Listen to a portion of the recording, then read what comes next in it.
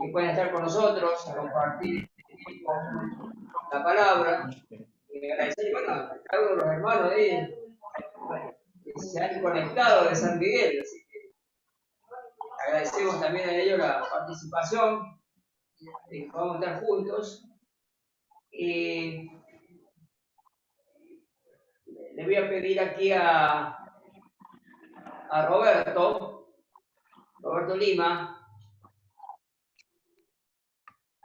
Sí. Robert, Sí, ¿podés orar o hacer una pequeña introducción y orar? Así lo dejamos a Daniel. Bueno, ¿cómo le va a todos los hermanos que no hemos podido saludar antes? Hoy nos convoca en la conmemoración de una de las dos más importantes de la cristiandad, que es lo que se conoce como Viernes de Sacrificio de Jesús. Así que vamos a dar gracias por este tiempo.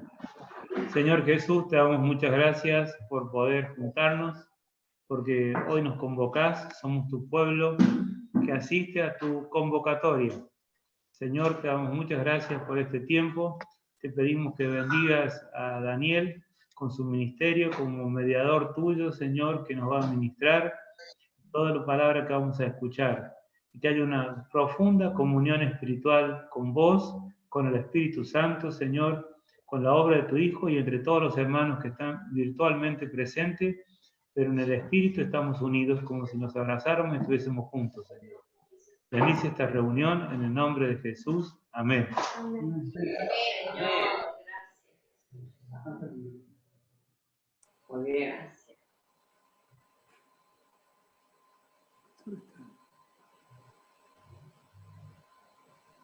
Bueno, buenas noches.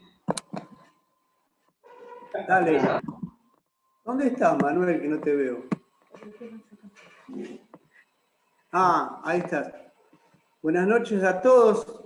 No sé si hay algunos más, algunas cámaras están apagadas, pero no sé si me están viendo o escuchando. Ustedes pueden ver que hay algunos hermanos de San Miguel, del grupo de Carlos Villalba y Mario Gómez. Casi todos tenían compromiso hoy, por eso no pudieron venir otros. Pero, bueno, gracias por estar también ellos.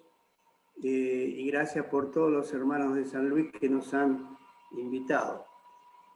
A mí me gustaría por lo menos 5 minutos que Manuel o alguien nos cuente todo el relato del accidente, porque hay hermanos que no saben y sería bueno que sepan todo lo que pasó y cómo Dios los guardó.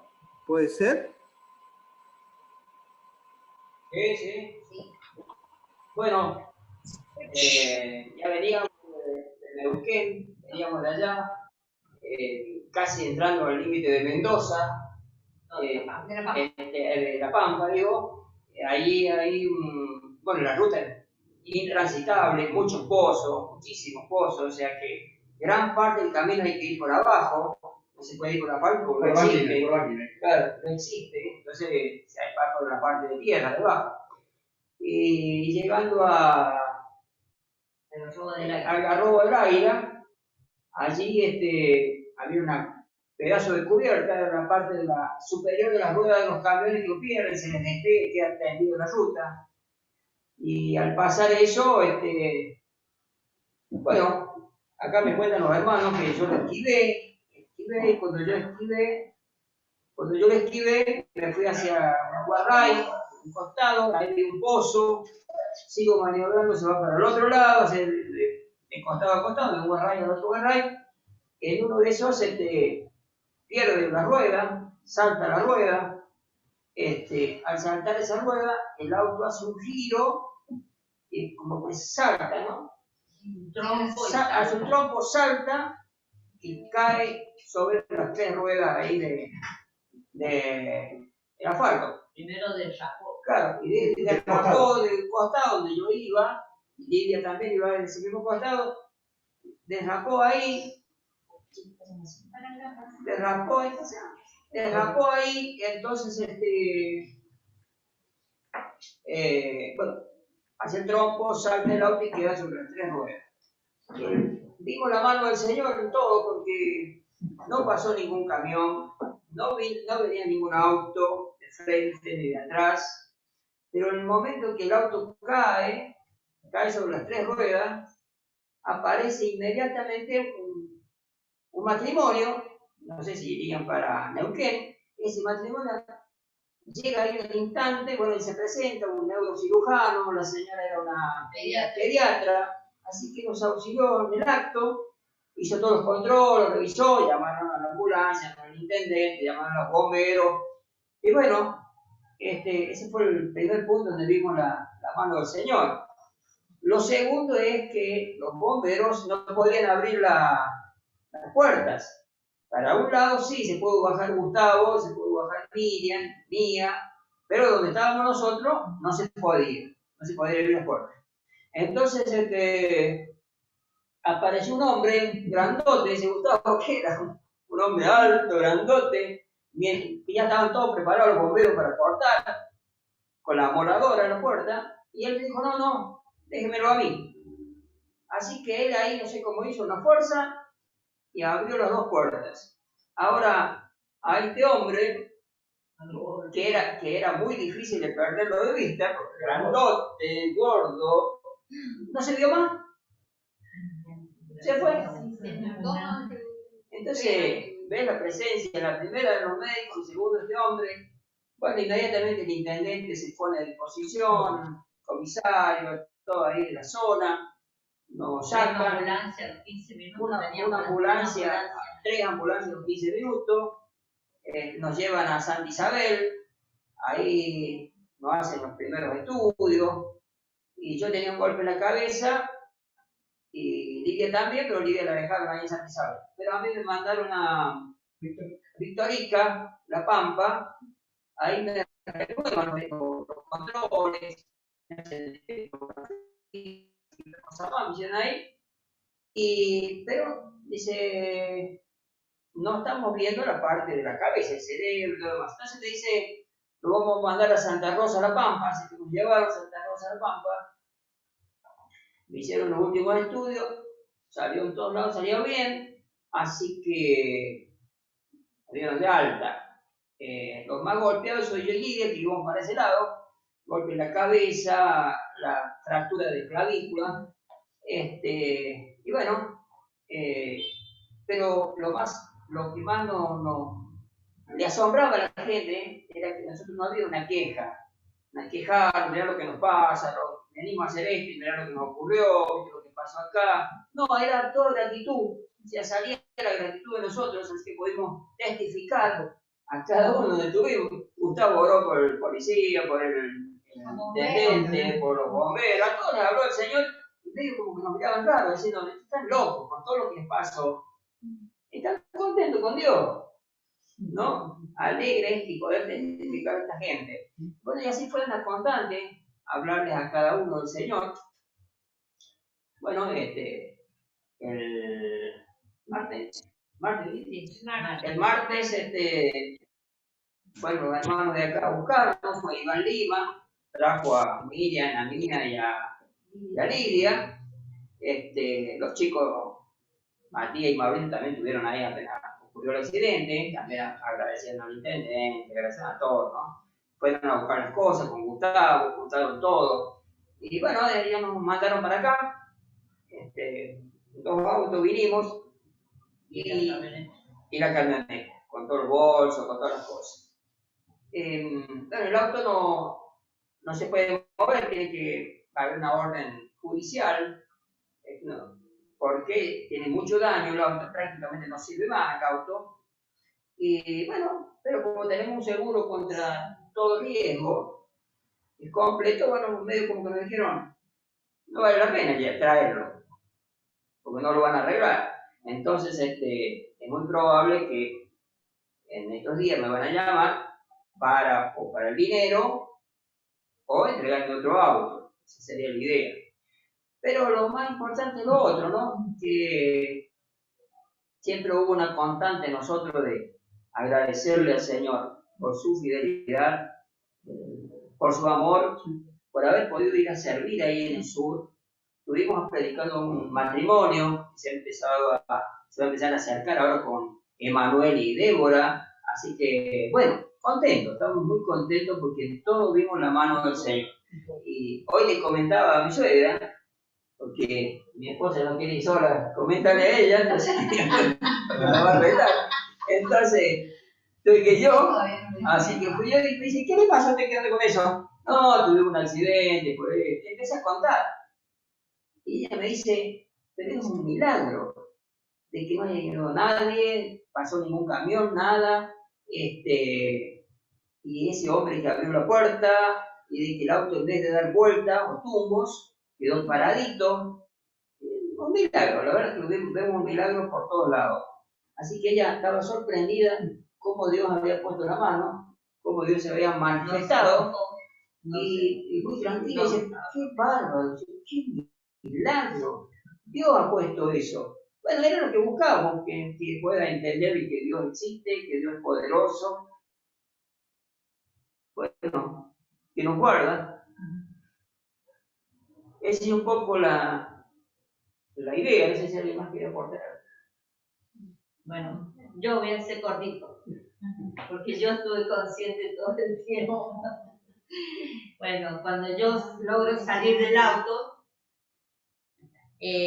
voy por el lado de ellos para ver si les podía abrir la puerta, que estaban inconscientes. Yo ya desde adentro le había movido la cabeza a Manuel y Manuel no respondía, le movía la cabeza a Lidia, Lidia no respondía. Entonces quise abrir el auto y no lo pude abrir. Y cuando le miro la cara a Lidia, el ojo le sangraba a Lidia. Me entró una desesperación en mi corazón y me clavé al piso y clamé a Dios. Y le dije, Señor, sos vos, el único que nos puede socorrer. Y fue que me vino como una fuerza, porque estaba desesperada, ahí ya me desesperé. Y cuando yo clamé, doblé mis rodillas, sentí que de mí, yo me levanté y abrí la ventanilla de Lidia porque tenía unos huequitos, le bajé el vidrio y la hablé y ahí me di cuenta que ella estaba bien, que el corazón le latía bien. Y en el acto, no pasaron ni 5 minutos, aparecieron los médicos, el auxilio de Dios. Aparecieron los médicos, el hombre, el doctor revisaba a ellos y a mí me revisó la doctora y la vio a Mía, la revisó y ella nos habló. Muy bien me habló la doctora, me calmó y me dice, vos tenés que estar al lado de la nena, quédate tranquila que ellos ya tienen los auxilios. Y la nena la revisó bien, la besaba, le hablaba, entonces nos calmó a nosotros la doctora. Y yo eso lo vi como la mano de Dios, pero totalmente, no tengo duda de que Dios en el momento me fortaleció. Pude hablar con el hijo, apareció el camionero y me dio el celular, me lo marcó él, yo no tenía los anteojos, no podía ver nada, así que él me marcó y me hizo hablar, le hablé tranquila, Matías, le digo, hijo, acabamos de tener un accidente, pero necesito que se vengan los dos, vos y el Mauro. Pero mamá, ¿cómo está? No, estamos todos bien, el papá está un poco más golpeado, la tía Lidia también, pero estamos bien, estamos con vida, eso fue mi palabra, todos estamos con vida, pero necesito que se vengan, sí o sí, y avisar a los hermanos. Y bueno, los chicos viajaron de inmediato. Pero lo que a mí más me asombraba es que cómo el Señor me fortaleció, porque era desesperante ver que a Lidia le sangraba el ojo y que Manuel no reaccionaba. Entonces yo vi la mano del Señor. Al otro día en la mañana veo un mensaje de la palabra que cuando dice que el búfalo requiere, que nos va a dar fuerzas como las del búfalo.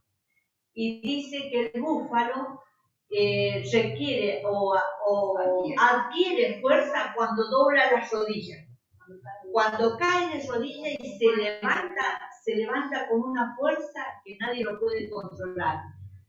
Y me entró un gozo en mi corazón cuando yo leí esa palabra porque yo la pude experimentar en ese momento. La pude experimentar, recibí la paz que el Señor me daba a través de esa doctora que me habló, que le habló a la nena, que nos calmó. Ya después, bueno, fue estar orando, dando gracias, alabando, comía en la sala cuando ya nos habían hecho todos los controles. Buscamos una canción con la nena y empezamos a hablar y las chicas, las enfermeras nos miraban porque alabábamos al Señor. Pero bueno, eso yo creo que viene del Señor. Únicamente Él puede hacer eso. Sí, Señor. Solamente Él puede hacer eso. Así que todas las cosas nos ayudan a bien. Y lo creemos de corazón. Amén. Bueno, algunos nos preguntaban qué van a hacer con el auto. No sirve más. Y bueno, les pudimos decir que ya le avisamos al dueño del auto, que se haga cargo de él. Así que, sí, un poco así en síntesis de todo lo que nos pasó, podemos contar un montón de cosas, pero eso es más o menos lo que vemos. Amén. Hasta ahí llegamos, Dani. Yo creo que Manuel y Débora tienen que comprar un auto para ustedes.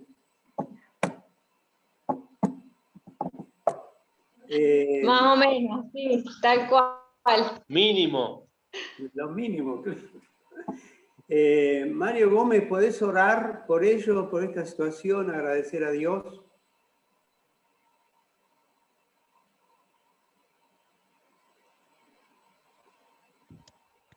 Papá, te damos gracias por tu gran amor y tu misericordia por nosotros. Gracias, Padre, porque vos prometiste que ibas a estar con nosotros todos los días hasta el fin del mundo. Gracias. También dijiste, Padre, que en este mundo tendríamos aflicciones, pero que no temamos porque vos habías vencido al mundo. Amén. Y vemos tu mano de amor y protección a cada momento de nuestra vida. Señor, lo único que tenemos en esta noche es un espíritu de gratitud porque guardaste a nuestros hermanos. Gracias. Señor, hiciste estas apariciones que parecieran casuales, Señor, pero vos tenés todo controlado. Gracias. Así que, papá, estamos contentos. Ahora te pedimos, Señor, que estas leves heridas que ellos tienen, Señor, subsanen lo más rápido posible. Amén. Y que lleves paz a sus corazones. Gracias. Gracias, Dios mío, en el nombre de Jesús. Amén y amén. Amén. Amén. Estamos en Semana Santa, lamentablemente cada vez más, inclusive en algunos países como Uruguay, no lo llaman Semana Santa, se llama Semana del Turismo, porque la gente aprovecha estos feriados para viajar y para hacer turismo. Pero nosotros, los que seguimos a Cristo, tanto la Navidad, que fue el nacimiento de Jesús, como Semana Santa, que registra su muerte y su resurrección, son dos fechas muy importantes que las tenemos que celebrar o las tenemos que pasar en comunión unos con otros, con la palabra, recordando también lo que Jesús hizo por nosotros. Y me parece muy bien que ustedes hayan elegido tener un encuentro en el día de hoy. Supongo que también, Manuel, ya todos saben que el domingo tenemos un encuentro nacional con todas las comunidades de todo el país. Unas 6.000 personas, 7.000 van a participar y nos van a ministrar algunos de los hermanos mayores. También es el domingo de resurrección y nos pareció bien que podamos tener un encuentro a nivel nacional. Y yo quiero hablar sobre la cruz de Cristo. Voy a citar muchos versículos, pero quizás no hace falta que tomen nota. Yo puedo mandar el apunte y ustedes, los que quieran, pueden tenerlo con todas las referencias. Jesús dijo de sí mismo: el Hijo del Hombre vino a buscar y a salvar lo que se había perdido. ¿Y qué es lo que se perdió? Bueno, por causa de la soberbia de querer ser como Dios, la rebelión y la desobediencia entró al mundo, trajo el pecado y la muerte. Ustedes conocen esa trágica historia de nuestros antepasados Adán y Eva. En el jardín del Edén, el hombre perdió la imagen de su creador. Fue creado, o fuimos creados, a imagen y semejanza de Dios. Pero por causa del pecado, perdimos esa imagen, la santidad, la pureza de Dios, y nos volvimos pecadores. Y el hombre fue expulsado. Perdón, me olvidé de apagar mi celular.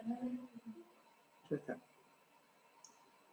El hombre fue expulsado del jardín del Edén, de la presencia de Dios, y fue condenado al infierno. Así de simple, así de complicado. Dios lo sacó y condenó a la raza humana al infierno eterno.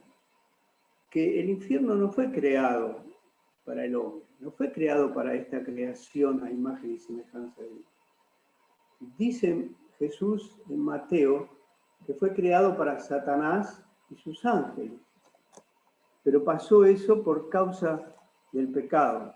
El que se perdió fue el hombre, fue la raza humana. Ustedes entienden que cuando digo el hombre estoy hablando de toda la humanidad. Por las dudas que no haya ninguno que esté molestado como se molestan ahora cuando hablamos así. Pero Jesús, aunque el hombre se perdió, vino a buscar y a salvar lo que se había perdido. Y yo quiero hoy señalar 5 cosas, 5 consecuencias que trajo el pecado a nuestras vidas y a toda la raza humana. 5 trágicas consecuencias. Quizás hay muchas más, pero por lo menos estas 5 las quisiera describir. Y también quisiera después mostrar cómo estas 5 consecuencias graves Dios logró subsanarlas a través de la cruz de Cristo. La primera consecuencia es la ira de Dios. Parece un poco difícil imaginarnos a un Dios enojado, a un Dios airado. Pero la Biblia dice muchas veces que la ira de Dios aparece en el pueblo de Israel continuamente por causa de la desobediencia. Y también el apóstol Pablo habla, y Jesús, sobre la ira de Dios en el Nuevo Testamento. El hombre ofendió la santidad de Dios y perdió la imagen de Dios. A veces nosotros decimos lo que perdimos por causa del pecado y pensamos en nosotros mismos, pero tenemos que pensar lo que Dios perdió por causa de nuestro pecado, porque Dios nos creó con un propósito, lo que llamamos el propósito eterno. Y el hombre pecador ya no sirve para que Dios pueda llevar adelante su propósito. Y entonces Dios mostró y muestra su ira hacia los hombres por causa de la impiedad y la injusticia. Esa es la primera consecuencia, la ira de Dios sobre nosotros. Y dice Romanos, el apóstol Pablo en Romanos 1, porque la ira de Dios se revela desde el cielo contra toda impiedad e injusticia de los hombres. Quiero decirles que el pecado, la impiedad, la injusticia, enojó y sigue enojando a Dios.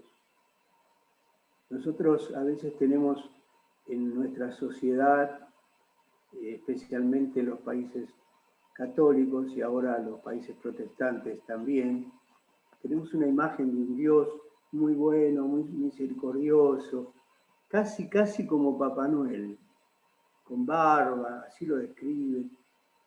Pero sin embargo la Biblia dice que la ira de Dios se revela, se muestra, está en contra del pecado, de la impiedad y de la injusticia.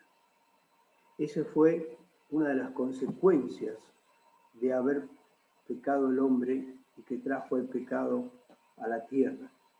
En Romanos 2, Pablo también dice, por tu dureza y por tu corazón no arrepentido. Atesoras para ti mismo ira para el día de la ira y de la revelación del justo juicio de Dios. Atesoras significa acumulas, amontonas.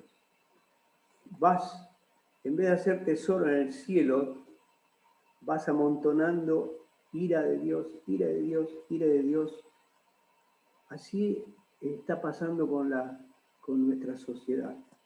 Y muchas veces la ira de Dios estalla, como estalló cuando fue el diluvio. Dios se hartó de la impiedad, la injusticia, el pecado, la maldad, y eliminó al mundo salvo la familia de Noé. Así sucedió cuando Dios se hartó de Sodoma, de la ciudad de al lado Gomorra y de otras ciudades que aparecen en las profecías diciendo Sodoma y sus hermanos. Y Dios hizo caer fuego y destruyó a todos los habitantes de esas ciudades. Es mentira que ante el pecado Dios pase indiferente. El pecado desató y trajo la ira de Dios.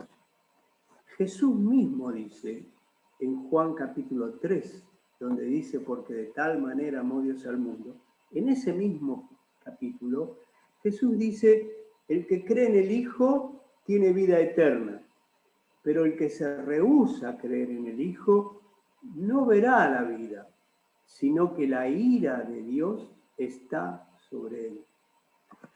Escuchen por favor el verbo. No es que la ira de Dios va a estar en un juicio, va a estar, pero la ira de Dios hoy está. Es presente lo que dice Jesús. ¿Por qué?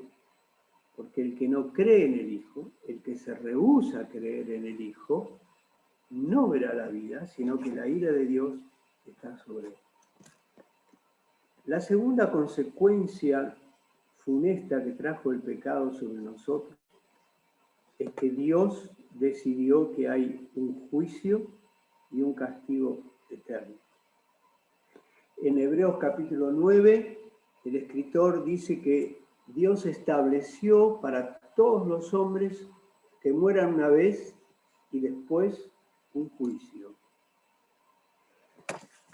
Todos nosotros y todos los que están aquí mirando, ahí veo muchos jóvenes, todos nosotros tenemos planes, todos nosotros nos proponemos alcanzar alguna meta.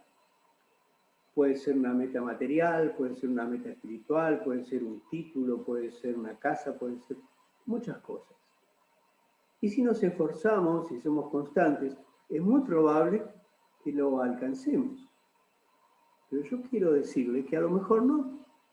Nos ha sucedido en nuestra vida. Algunas metas las alcanzamos, otras metas no las alcanzamos. Pero hay algo que yo les digo a ustedes, a todos, y a todo ser humano sobre el planeta Tierra, algo que indefectiblemente va a suceder en nuestra vida, que un día nos vamos a morir. Eso no es simplemente o puede ser o no puede ser. Está establecido por Dios para los hombres que mueran una vez.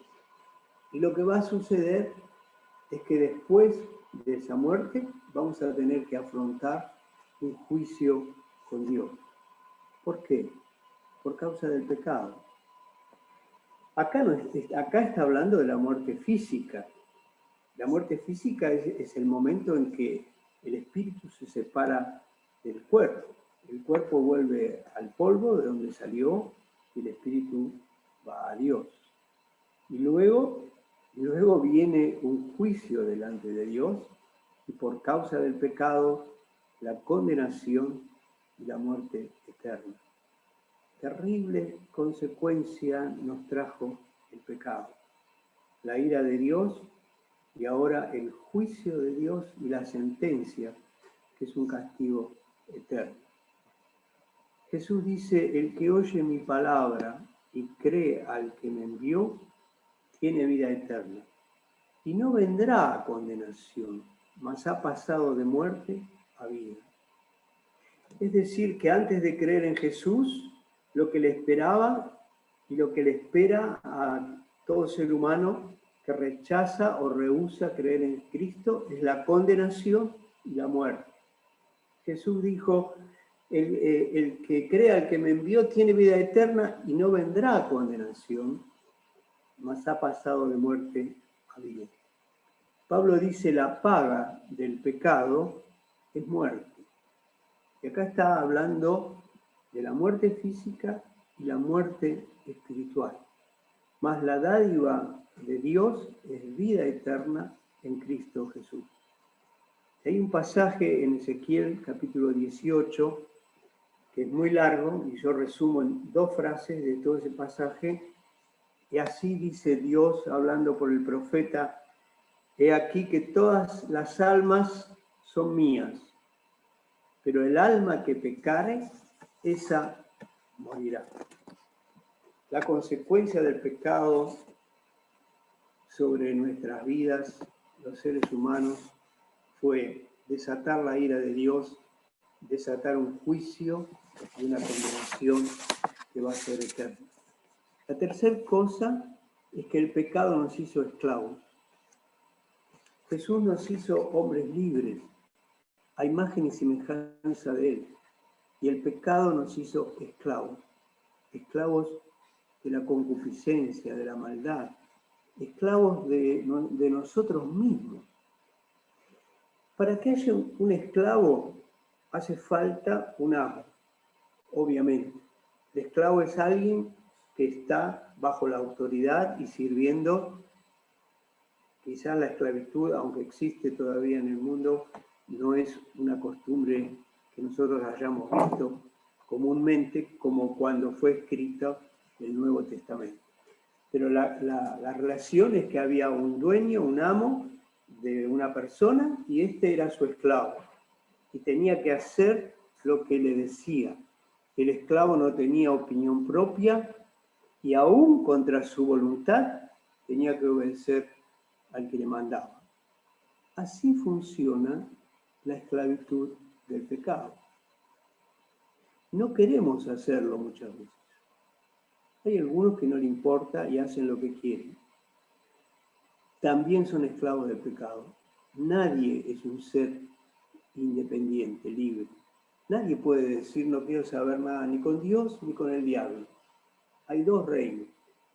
O estás en el reino de Dios y sos esclavo de Jesucristo, como dice Pablo, o estás en el reino de las tinieblas, el reino de Satanás, y sos esclavo del pecado. Al alejarnos de Dios, engañosamente creemos que podemos hacer lo que queremos o lo que nos gusta o lo que nuestros propios deseos carnales nos piden. Pero Pablo, en Efesios capítulo 2, dice que en realidad hay un espíritu satánico operando sobre nosotros, quitándonos la verdadera libertad. ¿Cuál es la verdadera libertad? Es la que se consigue solamente haciendo la voluntad de Dios. En Romanos 6, Pablo pregunta, ¿no sabéis que si os sometéis a alguien como esclavos para obedecerle, sois esclavos de aquel a quien obedecéis? Nosotros nos dejamos llevar por el pecado, por nuestra propia naturaleza pecaminosa, somos esclavos de aquel a quien obedecemos, a Satanás, al pecado. Por eso en ese mismo capítulo de Romanos 6, quizás es el más interesante en tratar este tema, Pablo dice, no reine pues el pecado en vuestro cuerpo mortal, de modo que le obedezcáis en sus concupiscencias. No dejen que el pecado sea el dueño de su cuerpo, de sus miembros, de sus ojos, de su boca, de sus manos, de todo lo que significa el cuerpo humano. No dejen que sea dueño de sus almas. No le obedezcan, porque el pecado no se tiene que enseñorear de vosotros. Enseñorear viene de la palabra Señor, Kyrios, que significa dueño, amo, no puede. Está hablando los cristianos en Romanos capítulo 6, pero la realidad es que el pecado nos hizo esclavos. Hay un pasaje también en Tito. Tito era un discípulo de Pablo, y Pablo le escribe una carta, y ahí Pablo le dice, en otro tiempo éramos, miren todo lo que dice Pablo acá en este versículo, éramos insensatos, rebeldes, extraviados, esclavos de concupiscencias y deleites diversos, viviendo en malicia y envidia, aborrecibles y aborreciéndonos unos a otros. Qué radiografía que nos saca Dios, Dios mío. Así se vive en el reino de las tinieblas. Y Pablo les dice, eso éramos santos. Ojalá que todos los que estemos acá podemos decir, es verdad, eso éramos santos. La cuarta cosa que el pecado trajo sobre nuestra vida, yo digo que quizá fue la más tremenda, es que nos cortó la comunión con Dios. En el jardín del Edén, si ustedes leen Génesis capítulo 2, capítulo 3 especialmente, hay referencia de que Dios se paseaba con el hombre todas las tardes, dice al aire del día. Y Dios iba a estar con Adán y con Eva y caminaban por el jardín del Edén, que era muy extenso, y charlaban y se veían, tenían comunión y no había ningún problema, que el hombre podía ver a Dios y podía charlar con Dios. Justamente cuando Adán y Eva pecan y comen del árbol que no tienen que comer, a las pocas horas era cuando dice, y Dios vino a pasearse con ellos, y otra vez dice, al aire del día, y ellos se escondieron, porque reconocieron que estaban desnudos. Entró el pecado, terminó la inocencia, terminó la imagen de Dios en el hombre, y Dios le dice, ¿dónde estás, Adán? Interesante, de paso le digo a todos los varones, que Dios no dice dónde estás, Eva, dice dónde estás, Adán, porque la cabeza del hogar, del matrimonio, es quien tiene que rendir cuenta, y a él le pregunta. Les quiero decir que había comunión perfecta entre Dios y el hombre, pero la primera acción de Dios cuando entró el pecado en nuestro corazón fue echar al hombre del Edén y cortar su comunión. Y lo que nos hizo perder el pecado fue la comunión con Dios. Hay un versículo en Isaías 59, yo leo una parte nada más, pero Dios le habla a los hombres y dice, vuestras iniquidades han hecho división entre vosotros y vuestro Dios, y vuestros pecados han hecho ocultar de vosotros su rostro para no oír. Escúchenme bien este principio. Dios escucha, Dios oye una sola oración del pecador. Es la oración de arrepentimiento y confesión. Muchos dicen, no, yo le estoy pidiendo a Dios por mi mamá, yo estoy haciendo esto. Si hay pecado, no hay comunión con Dios. Dios cerró su oído para no oírte. Dios levantó una pared por causa del pecado entre el hombre y su misma presencia. En el jardín del Edén puso un ángel con una espada de fuego que se revolvía. El hombre no podía volver a entrar ahí. Y espiritualmente estamos separados por causa del pecado de la comunión con Dios. Primera Juan dice, Dios es luz y no hay ningunas tinieblas en él. Si decimos que tenemos comunión con él y andamos en tinieblas, mentimos y no practicamos la verdad. Si andamos en tinieblas, no hay comunión con Dios. No puede haber, porque Dios no se relaciona. Él es luz, no se relaciona con las tinieblas. Romanos 3:23 dice, por cuanto todos pecaron, están destituidos de la gloria de Dios. Está cortada la comunión con Dios. Así que la consecuencia del pecado fue la ira de Dios, el juicio y la sentencia, que es el castigo eterno. Nos hizo esclavos del pecado, de las concupiscencias, nos cortó la comunión con Dios y por último quiero decirles que nos contaminó por completo, poniendo dentro nuestro una naturaleza pecadora, un viejo hombre. El hombre creado a imagen y semejanza de Dios con la pureza y la inocencia que recibió y también con la eternidad, perdió todo y cambió su naturaleza original a otra naturaleza pecaminosa. A esa naturaleza pecaminosa que está dentro de nuestro, el apóstol Pablo nos llama el viejo hombre. En Efesios capítulo 4 dice, en cuanto a la pasada manera de vivir, despojaos del viejo hombre que está viciado conforme a los deseos engañosos.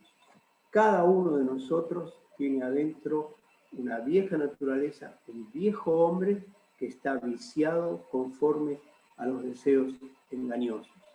¿Por qué habla de un viejo hombre? Ahora lo vamos a ver. Porque en Cristo tenemos una nueva creación, un nuevo hombre. Pero mientras no estamos en Cristo, la consecuencia del pecado es que hay dentro de nosotros una naturaleza pecaminosa. En Efesios 2 dice, todos nosotros vivíamos en los deseos de nuestra carne y éramos por naturaleza hijos de Dios. 5 consecuencias del pecado: la ira de Dios, el juicio y el castigo eterno, esclavos del pecado, nos cortó la comunión con y implantó en nosotros un viejo hombre, una vieja naturaleza. La cruz de Cristo, esa fue la solución de Dios para estas 5 cosas. Cuando en Filipenses 2, que conocemos muchos de memoria, dice que Jesús se despojó a sí mismo, tomando forma de siervo hecho semejante a los hombres, y estando en la condición de hombre, se humilló a sí mismo, haciéndose obediente hasta la muerte y muerte de cruz. Hoy estamos recordando justamente el día en que Jesús, dentro de la Semana Santa, que era la Pascua de los judíos, fue crucificado. Él se hizo obediente hasta la muerte y muerte de cruz. En primer lugar, la muerte de Cristo en la cruz restauró la creación perdida en el Edén por causa del pecado y le devolvió al Padre una nueva creación que sí puede alcanzar su propósito eterno. Todos conocemos muy bien el versículo de Pablo que dice, los que están en Cristo Jesús, nueva criatura son. Es exactamente así. La palabra se puede traducir como criatura del griego o como creación. La realidad es que los que están en Cristo Jesús, nueva creación, nueva criatura son. Pero también la cruz de Cristo solucionó las consecuencias que trajo el pecado sobre la raza humana que estuvimos detallando. El primero era la ira de Dios. ¿Qué hizo la cruz de Cristo? Miren, voy a decirle para las 5 consecuencias, 5 palabras. La primera es propiciación. Propiciación significa ofrecer una ofrenda a satisfacción que aleje la ira de Dios del hombre. La muerte de Jesús pudo satisfacer la justicia de Dios. cuando Jesús murió en la cruz, Él fue la propiciación por nuestros pecados. Esa ofrenda fue la que calmó, la que quitó la ira de Dios sobre nosotros. Primera Juan capítulo 2, Jesucristo, el justo, Él es la propiciación por nuestros pecados. Y no solamente por los nuestros, sino también por los de todo el mundo. Jesús calmó la ira de Dios. Jesús hizo que la ira de Dios sobre nosotros desapareciera.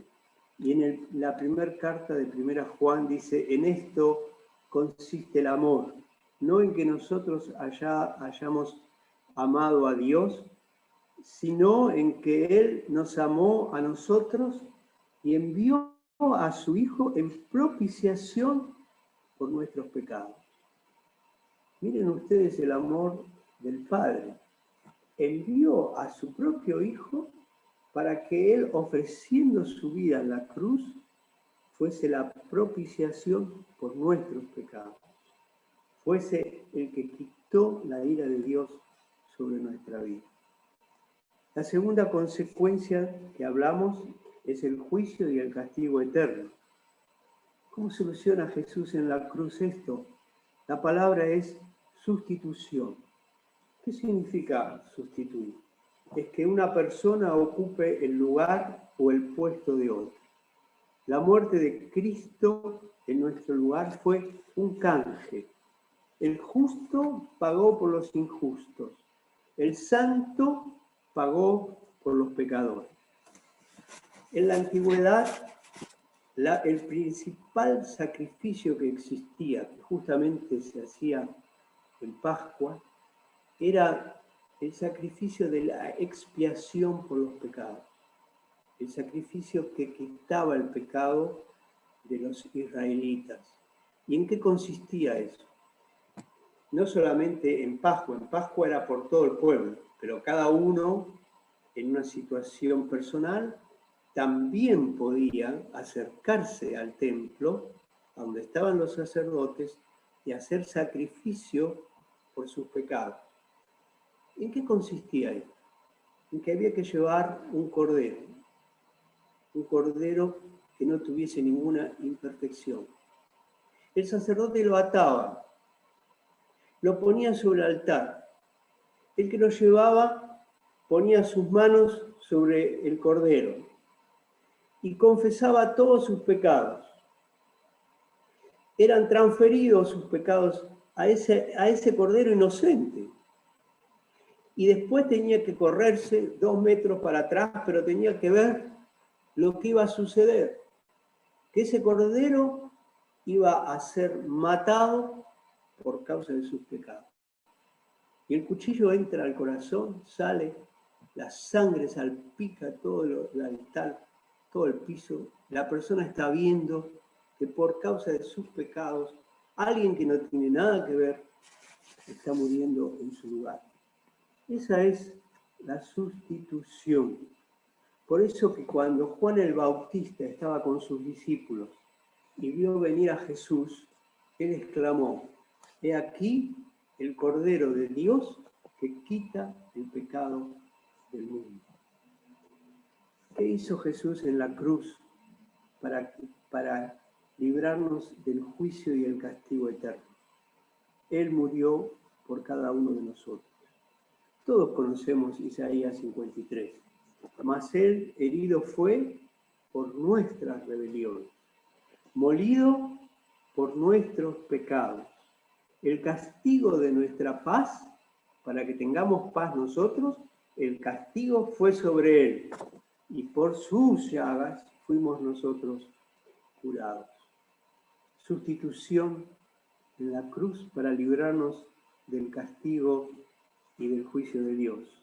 Según Corintios 5 también Pablo dice, al que no conoció pecado, por nosotros lo hizo pecado. ¿Ustedes entienden la profundidad de este versículo? Jesús no conoció pecado, jamás hubo pecado en él. Pero cuando Jesús fue a la cruz, El Padre cargó en él el pecado de todos nosotros. Ustedes saben que la paga del pecado es la muerte. Una persona sin pecado no puede morir. Le pegan un tiro, el tiro lo atraviesa y sigue caminando. Porque lo que nos mata, lo que hace que haya entrado la muerte en el mundo, es el pecado. Y Jesús no conoció el pecado. Si le clavaron un cuchillo, se lo saca, no pasa nada. ¿Y por qué murió en la cruz si no conoció pecado? Y este versículo lo dice: al que no conoció pecado, por nosotros, el Padre, lo hizo pecado. Miren, es muy diferente que cargó nuestros pecados, o muchos pecados, a que Dios lo haga pecado. Está en singular, porque Dios hizo de Jesús la esencia de todos los pecados. Lo hizo pecado. ¿Para qué? Para que nosotros fuésemos hechos justicia de Dios en él. Sustitución. La tercera consecuencia que hablamos es la esclavitud, ¿sí? Que el pecado nos hizo esclavos. Y la palabra acá es redención. Redimir significa volver a recuperar algo que era nuestro, pagando otra vez el precio. En términos bíblicos, significa rescatar, liberar. Hay una figura, vuelvo otra vez a lo que estábamos hablando, de que el pecado nos hizo esclavos. La palabra redimir tiene que ver con sacarnos de la plaza. Y estoy hablando un poco en griego lo que significa la palabra. No conozco mucho, pero esta palabra especialmente sí la conozco porque en una oportunidad estudié un poco el tema. Ustedes vieron que dice cuánto se cotiza en plaza. Uno piensa, ¿qué tiene que ver la plaza con la cotización, con comprar, con vender? Porque ahí, en las ciudades antiguas, en la plaza de la ciudad, se hacían los negocios. Se compraba y se vendía. Ahí se vendían los esclavos. Y muchas veces habían personas que pagaban, compraban un esclavo y lo hacían su esclavo, y eran sus amos, pero después iban, se hacía un documento, también pagaba para que sea un hombre libre. Entonces, por eso, Jesús es nuestro Redentor. ¿Por qué? Porque éramos esclavos del pecado, de la concupiscencia, de los vicios, de la maldad. Y Jesús nos sacó del circuito de compra y venta de la plaza. ¿Cómo hizo? Pagó por nuestros pecados, nos redimió. Todavía existe, en la Argentina y en cualquier otro lado, existen que uno puede llevar una prenda, un reloj, un anillo, algo muy costoso. Acá en Buenos Aires existe ese banco, lo tasan, le dan el 50% y queda esa prenda queda guardada ahí. Si uno la quiere recuperar, tiene que volver con la plata, 6 meses después, porque genera intereses, tiene que pagar y vuelve a tener lo que era de uno. Bueno, ¿saben cómo se llama ese formulario? Se llama, justamente como les digo, redimir una prenda. Así se llama el formulario que se usa. ¿Por qué? Porque para redimir lo que era nuestro tenemos que volver a pagar. En el caso este no, porque ya nos dieron el dinero antes, pero quiero que ustedes entiendan la imagen. Cuando decimos Jesús es nuestro Redentor, ¿qué estamos diciendo? Estamos diciendo que cuando Jesús murió en la cruz, pagó el precio para que volvamos a ser de Dios. Recuerden que Adán y Eva fueron creados en el reino de la luz, en el reino de Dios. Ellos hicieron el viaje al revés que nosotros. Estando en luz, en comunión con Dios, pasaron al reino de las tinieblas. Por causa de la cruz de Cristo, nosotros podemos pasar, podemos volver al reino de Dios, del reino de las tinieblas al reino de la luz. Eso significa redimir y redención. Jesús pagó el precio de nuestros pecados con su propia sangre. Efesios 1 dice, en quien tenemos redención por su sangre, el perdón de pecados según las riquezas de su gracia. Y en 1 Pedro también 1 dice, fuisteis rescatados de vuestra vana manera de vivir, no con cosas corruptibles como oro o plata, sino con la sangre preciosa de Cristo, como de un cordero, sin mancha y sin contaminación. Fueron rescatados, significa fueron redimidos de la vana manera de vivir.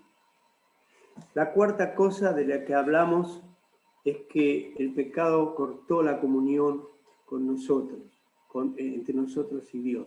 Y acá la palabra es reconciliación. La cruz de Cristo trajo reconciliación. Reconciliar es hacer las paces. En un momento hubo comunión perfecta, por algún problema, en este caso entre Dios y nosotros fuimos el problema, se rompió esa comunión. Y reconciliar es volver a unir estas dos partes que estaban separadas. Es volver a restablecer la relación o la comunión que se cortó por alguna razón. Es volver a conciliar, reconciliar, volver a conciliar. En nuestro caso, lo que nos hizo enemigo de Dios fue el pecado, vuelvo a decir, no fue Dios. Y hasta que el pecado no fue quitado del mundo, estábamos alejados de la comunión con Dios. Romanos 5 dice, siendo enemigos de Dios, fuisteis reconciliados con Él por la muerte de su Hijo. ¿Cómo es que fuimos reconciliados, que volvimos a tener comunión con Dios? Por la cruz de Cristo, por la muerte de su Hijo. Mucho más, dice Pablo, estando ahora reconciliados, seremos salvos por su vida. Y en 2 Corintios 5, que el apóstol Pablo está explicando todo un proceso, en el versículo 19 dice, Dios estaba en Cristo reconciliando consigo al mundo, no tomándoles en cuenta a los hombres sus pecados. Escúchenme, no es que Dios miró para otro lado y dijo, bueno, lo pasado pisado. Imposible. La justicia de Dios, la naturaleza de Dios no le permite eso. Pero acá dice que Dios estaba en Cristo reconciliando con Él mismo al mundo, no tomándoles en cuenta a los hombres sus pecados. Pero ¿por medio de quién? Dios estaba en Cristo. Por eso Jesús es un puente. En la cruz Jesús hizo un puente entre Dios y nosotros, y los hombres. Jesús es llamado el sumo pontífice. Hay un solo sumo pontífice, que me disculpen cualquier otra religión. Pontífice es puente, significa puente. Y Jesús es el puente supremo, el que nos reconcilió con Dios.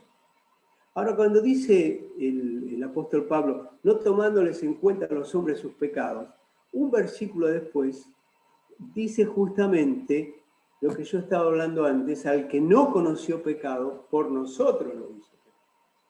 Claro, Jesús pudo ser un puente entre Dios y nosotros, porque murió en la cruz, porque derramó su sangre y porque nos limpió de todo pecado.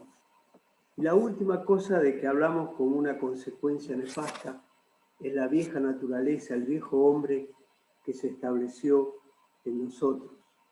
Y quiero decir que la cruz de Cristo nos hizo justos delante de Dios. La palabra es justificación. Son 4 palabras las que estuve diciendo. Propiciación, sustitución, redención, reconciliación y esta última es justificación. ¿Qué significa eso?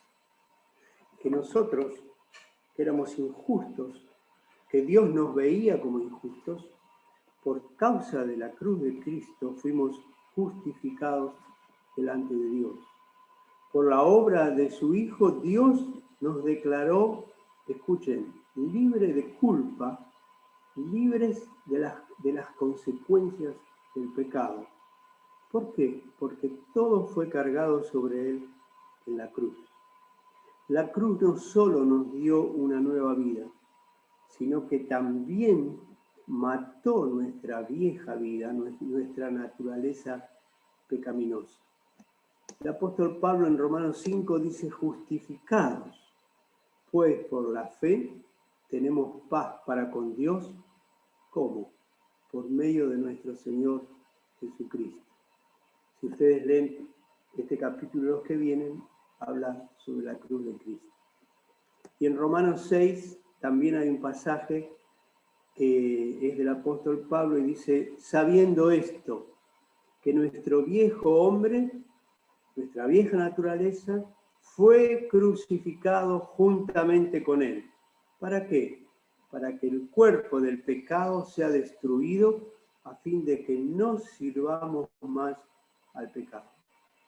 Si hemos nacido de nuevo, si nos hemos arrepentido de nuestros pecados, si nos hemos tomado por la fe de la obra de Cristo, de la cruz de Cristo, de la resurrección de Cristo, somos hechos nuevas criaturas, entonces el cuerpo del pecado fue destruido y no tenemos por qué servir más al pecado. El pecado no se enseñoreará de vosotros. Esa consecuencia es con Cristo. La ira de Dios, la cruz, la pudo aplacar por la propiciación, porque Él fue la propiciación. El juicio de Dios lo solucionó sustituyéndonos. La palabra es sustitución. La esclavitud del pecado por la redención. Él fue nuestro redentor. La comunión cortada con Dios como consecuencia del pecado por medio de la reconciliación. En la cruz Él logró la reconciliación con Dios. Y nuestra vieja naturaleza que nos hacía injustos delante de Dios por medio de la justificación. Todo esto sucedió en la cruz de Cristo. Todo esto es lo que recordamos hoy cuando recordamos que Jesús murió por nuestros pecados.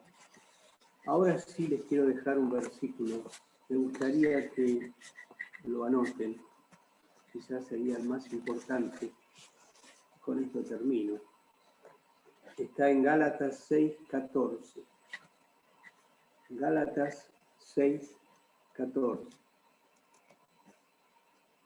Y dice así el apóstol Pablo: lejos esté de mí gloriarme, sino en la cruz de nuestro Señor Jesucristo, por quien el mundo me es crucificado a mí y yo al mundo. ¿Qué significa esto? Yo no tengo ninguna gloria, no tengo nada de qué gloriarme, ni quiero gloriar. Si tengo un título, si tengo dinero, si soy importante, si soy reconocido mundialmente, nada, dice Pablo. No tengo nada de qué gloriarme. Mire que está hablando una persona que era importantísima en el pueblo de Israel. Pero dice Pablo: lejos esté de mí gloriarme, que no, ni se me ocurra, sino en la cruz de nuestro Señor Jesucristo. En eso sí me voy a gloriar. Me voy a gloriar de que Jesús murió en la cruz. Pero agrega algo importante. ¿Por quién? Hablando de Jesús. Por quien el mundo me es crucificado a mí. ¿Qué significa eso? Porque me glorío en la cruz de Cristo. El mundo, cuando habla del mundo, es el estilo de vida de la sociedad que nos rodea. Son las modas del mundo, es la diversión del mundo, son los valores del mundo, es lo que cree la gente. El apóstol Pablo dice la corriente de este mundo, lo que todos hacen, lo que todos piensan. Bueno, Pablo dice, por la cruz de Cristo, ese estilo de vida que lamentablemente muchos cristianos aman o siguen o quisieran seguir, ese estilo de vida me es crucificado. ¿Qué significa? El mundo está muerto. El mundo está muerto. El mundo no gobierna mi vida, sino que ya sigo a Cristo. Y escuchen lo próximo. Y yo al mundo. El mundo me es crucificado a mí y yo al mundo. ¿Qué quiere decir eso? Que el mundo no me puede ni ver. Que soy una peste. Que siempre estoy hablando de Cristo. Mi estilo de vida, mis valores, la forma de que yo pienso, es lo que dice la Biblia. El mundo me prefiere muerto. De hecho, durante 400 años a nuestros primeros hermanos de la Iglesia primera y todos esos siglos eran muertos. El mundo no los quería ni ver. Estos que dice Hechos capítulo 16, estos que invadieron todo el mundo, ahora vienen acá y quieren implantar sus costumbres. ¿Saben qué significa eso? Sus valores, su forma de vivir, su forma de pensar. Qué triste que el mundo nos esté marcando o esté marcando hoy a la iglesia sus valores. Es la iglesia la que tiene que ser luz para el mundo. Y Pablo dice, ese estilo de vida está crucificado para mí, está muerto. Y yo estoy muerto para ellos. No quieren saber nada conmigo. Miren, les voy a decir algo. Si ustedes tienen muchos amigos que no son de Cristo, están en un problema muy grave. Muy grave. No porque nosotros no podamos tener amigos que no estén en el reino, sino porque estamos en problema porque si ellos quieren ser amigos nuestros, es porque no estamos hablando ni diciendo ni implantando el reino de Dios en nuestra vida. Porque el mundo no nos quiere ver muertos. Entonces tenemos que entender qué estamos hoy recordando en este día, el primer día de la Semana Santa. Estamos recordando que la cruz de Cristo hizo todo esto por nosotros, lo que les estuve comentando. Y que nuestra decisión tiene que ser que por causa de la cruz, gloriarnos en la cruz de nuestro Señor Jesucristo, por causa de esa cruz, también el mundo esté crucificado para nosotros y nosotros para el mundo. Bueno, gracias por escuchar. Creo que fui más largo de lo que tenía que haber sido.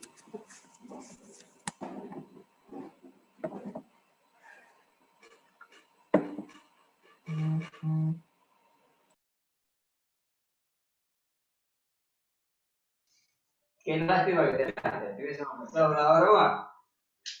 La verdad es que fue muy, muy interesante. Nos hablaste, realmente nos hace pensar, nos hace recapacitar los momentos diarios, ¿no?, que uno vive. Estoy crucificado con Cristo, sigo viviendo yo, y entonces creo que es una pregunta para hacerse en todo tiempo. Siempre Dani me impactó Isaías 53. Justo ponía esos 4 puntos que vos decís, ¿no? Del versículo donde habla que ahí donde somos o se llaman conjurados, porque pues, los 4 puntos donde ahí es, más él cargó en él el pecado de todos nosotros. Bueno, los puntos que habla Isaías, creo que es muy interesante escucharlos, ver, rever, porque nos hacen entender cuánto le costó a Cristo, cuánto le costó al Padre, en primer lugar, de entregar al Hijo por nosotros, y que no éramos merecedores, como decías vos. Entonces, la verdad que me impactó esa palabra y lo que he compartido a mí realmente nos hace ver el valor que tienen sus hijos para Él. Y así que estamos agradecidos a Dios, y bueno, agradecidos a ustedes, porque nos pueden hablar, pueden ministrar, la disposición de vos, de Elsa, los hermanos, de estar siempre atentos en cualquier situación, así que estamos realmente muy agradecidos. Y como te digo, si tenía para una hora más, me escuchaste, pero ha sido muy bueno. Dani, agradecerte una vez más, darle gracias al Señor por la vida de ustedes y por el amor siempre de ustedes para con nosotros, de estar atentos, de ayudarnos, animarnos, exhortarnos. Bueno, gratitud a Dios, mucha gratitud a Dios por lo que nos compartiste. Para nosotros es una alegría, Manuel, poder estar con ustedes, un privilegio. Y no puedo seguir hablando más porque después mi esposo me reta que hablo demasiado largo.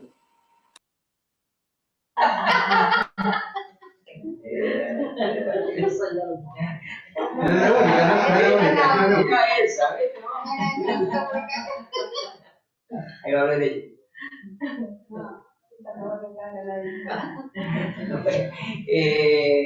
Luego, Roberto, Lima.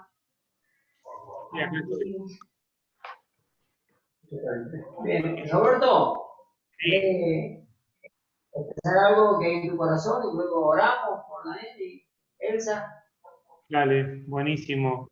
Yo lo que anoté aquí, como una ayuda de memoria final, son los 5 puntos que trató Daniel, que los quiero repetir, por si alguien los quiere anotar, aunque por ahí después lo podemos poner en el grupo, que son la propiciación, la sustitución, la redención, la reconciliación y la justificación. ¿Es así, Dani? Yo creo que hay un par de palabras que hay que meditarlas y en estos días estudiarlas. Es más, nosotros acá, cuando nos desconectemos, queremos orar un ratito para meditar sobre esto, porque la palabra redención es con la que más estamos familiarizados, casi como que está religionizada esa palabra, como hasta que hay una mirada romántica de la Semana Santa, ¿no? Como decía tú el otro día, Semana Santa no es un huevito, nadie se siente que peca si come un huevo de chocolate rico. Tampoco es un conejo.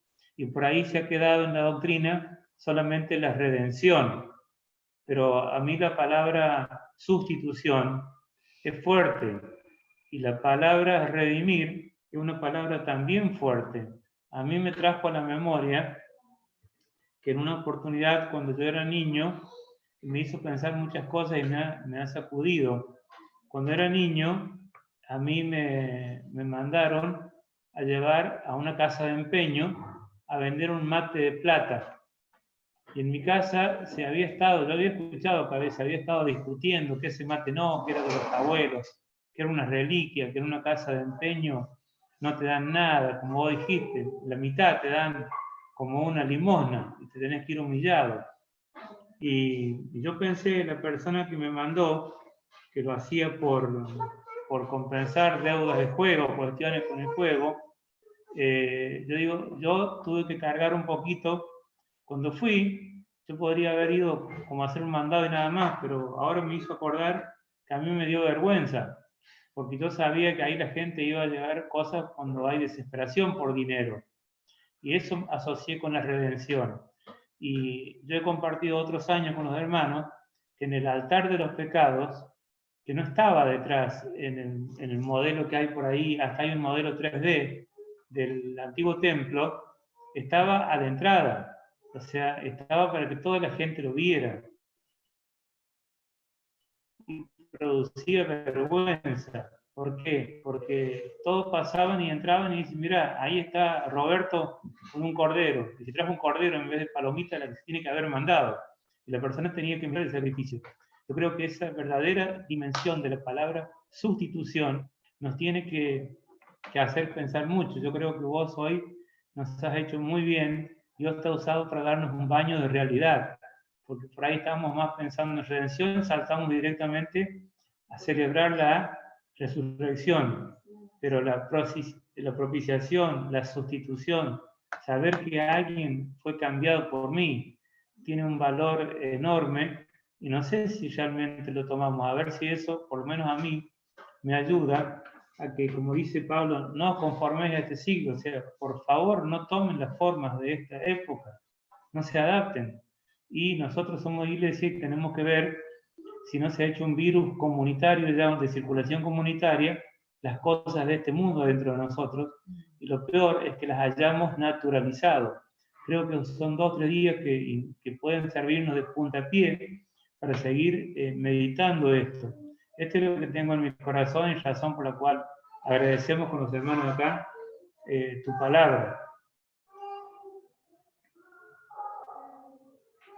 Bueno, vamos a orar para que vaya a disfrutar tu cena magra. Bueno, sin grasa, sin nada. Yo les cuento que Daniel Divano, a los que no saben y tienen diabetes, un día me contó que se había descubierto que la diabetes tiene cura. Yo tengo diabetes. Y entonces yo con mucha sorpresa le pregunté, ¿ah, sí? Me dice, sí, tenés que comer una hoja de lechuga todos los días, toda tu vida, me dijo. Así que por ahí anda en su dieta. Bueno, oramos. Señor, te damos muchísimas gracias por este tiempo con nuestro Padre espiritual, Daniel y Elsa. Gracias por su vida, gracias por su amor, gracias por su cuidado hacia nosotros. Y te clamamos en el nombre de Jesús que se nos revele aún más esta palabra, este llamado a la realidad, a conmemorar estos días desde la realidad, Señor, viendo y pensando qué ocurrió, por qué ocurrió, para qué ocurrió, Señor. Gracias por estos conceptos, gracias porque nos reconciliaste, Señor. Pero antes de esto, Señor, vos te entregaste en el sacrificio vivo, Señor. Vos no mandaste a otro, fuiste vos por nosotros. No fuiste de parte de, fuiste voluntariamente, Señor. Nadie te mandó a sacrificarte. Vos fuiste voluntariamente, Señor, y sos un sacrificio vivo y en nuestra memoria está eso, Señor, y hoy queremos conmemorarlo.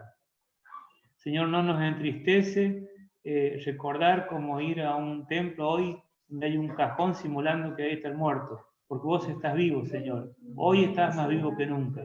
Vos sos el líder de una iglesia progresista, una iglesia que avanza, que no se puede detener, que como dice Dani, Señor, la gente, cuando anunciamos tu palabra, no nos querrá, pero otros sí se quebrarán ante tu palabra y confesarán tu nombre.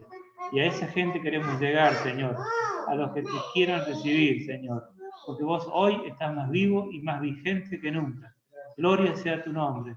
Bendice a nuestros hermanos, a Daniel y a Elsa, y en ellos a toda su familia, y a todos los hermanos que hoy nos han acompañado, Señor. Gloria sea tu nombre, Padre, en el nombre poderoso de Jesús. Amén, amén y amén.